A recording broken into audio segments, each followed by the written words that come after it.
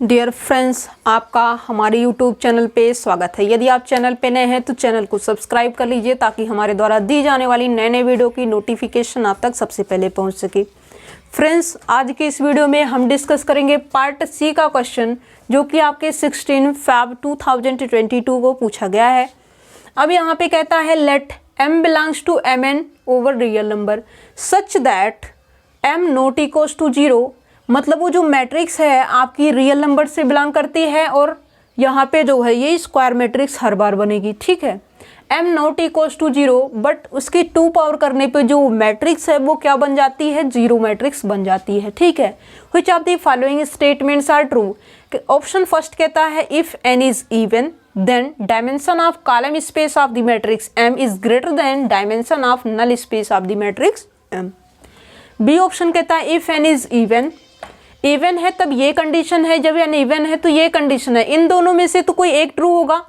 और यहाँ पे n इज ओड पे एक बार लेस देन बोलता है, एक बार ग्रेटर देन बोलता है। मतलब इन दो में से कोई एक ट्रू और इन दो में से कोई एक ट्रू। तो टोटल यदि हम ओवरऑल की बात करें तो यहाँ पे आपका स्मार्ट वर्क यही कहता है कि ये जो क्वेश्चन है, क्वेश्चन के देखने के बाद आपने ऑप्शन को देखा और ऑप्शन के देखने से आप ये डिसाइड कर सकते हैं इनका सिर्फ और सिर्फ 2 ही ऑप्शन जो है इसका ट्रू हो सकता है। वो जो पहले और दूसरे में से कोई एक, तीसरे और चौथे में से कोई एक। मतलब 2 बार आपको चेक करने की ज़रूरत है। एक बार मैट्रिक्स उठाइए, ए और बी में जो है इवन ऑर्डर का ले लीजिए, ठीक है। तो वहाँ से आपको ए और बी में कंफर्म हो जाएगी कि कौन ट्रू है और कौन रॉन्ग है। फिर सिमिलरली आप सी और डी में एक एन ऑर्डर ले लीजिए, मतलब 3x3 की मैट्रिक्स ले लीजिए, वहाँ से आपको इसकी भी वैल्यू पता चल जाएगी, ठीक है। अब यहाँ पे बात करते हैं 2x2 की मैट्रिक्स से। पहले क्या है, 2x2 की मैट्रिक्स से हम बात करते हैं, ठीक है। जब n इवन होगा तो m इज इक्वल्स टू मान लेते हैं ये, ठीक है, ये लिया हमने। और इसकी क्लियरली ये जो मैट्रिक्स है m नॉट इक्वल्स टू 0 है, इसकी entries belongs to real number, बिल्कुल सही है। m की पावर 2, इसकी 2 पावर करेंगे तो ये जो है आप करके देख लीजिए, m की 2 पावर करने से 0 मिलेगी।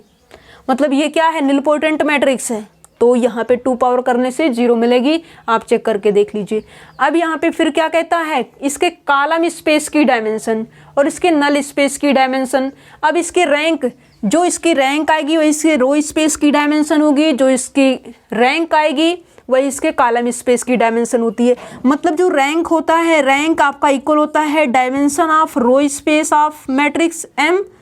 एक की बात चल रही है, चलिए एक कर देते हैं, is equal to dimension of column space of A, ठीक है। ये दोनों इक्वल होती है तो वही मैट्रिक्स की रैंक कहलाती है, ओके। तो यहाँ पे जो इसकी कॉलम स्पेस की डायमेंशन है वो कितनी हो जाएगी, dimension of column space of the matrix m, ये आपकी हो गई 1 हो गई। अब इसके नल स्पेस की डायमेंशन क्या होती है, rank of t plus nullity of t is equal to dimension of b। और यहाँ पे इसकी डायमेंशन कितनी है, 2 है। और इसका मतलब ये भी कितना आ गया, 2 आ गया, 1 प्लस नलिटी ऑफ a, इसकी डायमेंशन इज इक्वल टू 2 और 2 माइनस 1 क्या हो गया, 1। मतलब इसकी नलिटी भी कितनी आ गई, 1 आ गई। और ये कहता है स्ट्रिक्टली ग्रेटर देन आएगी, जो कि n के इवन लेने से ये इक्वलिटी होल्ड कर रहा है। क्या है, इक्वलिटी होल्ड कर रहा है।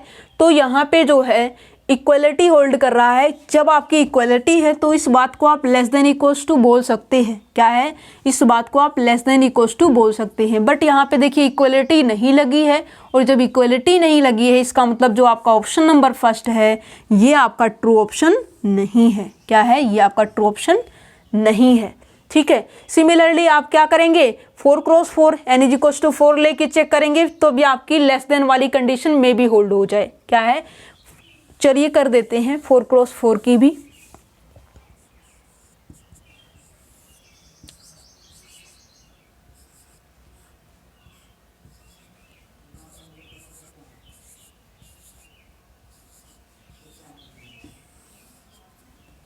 चलिए ये हमने किया। और ये 4x4 की मैट्रिक्स है, इसकी रैंक कितनी है, डायमेंशन कॉलम स्पेस की कितनी आएगी, 1 आएगी।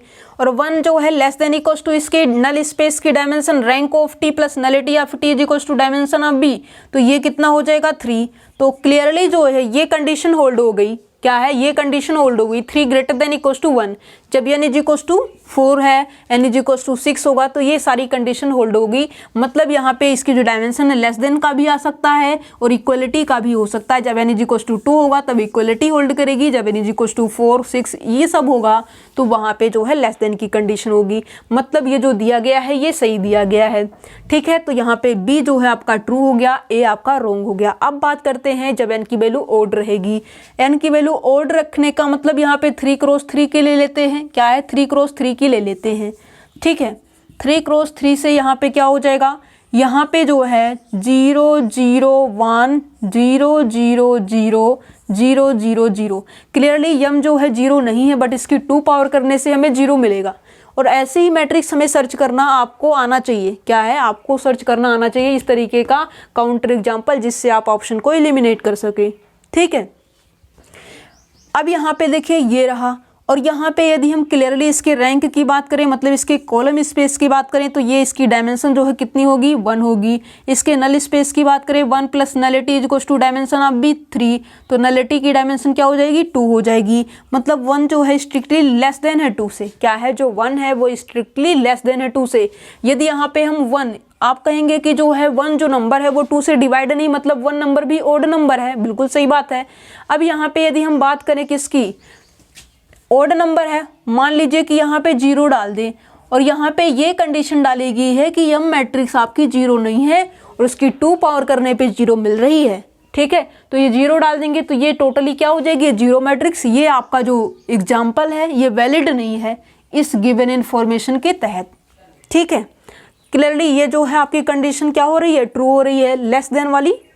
तो यहाँ पे लेस देन किस ऑप्शन में है, ऑप्शन नंबर सी के अंदर आपका लेस देन की कंडीशन है, ठीक है।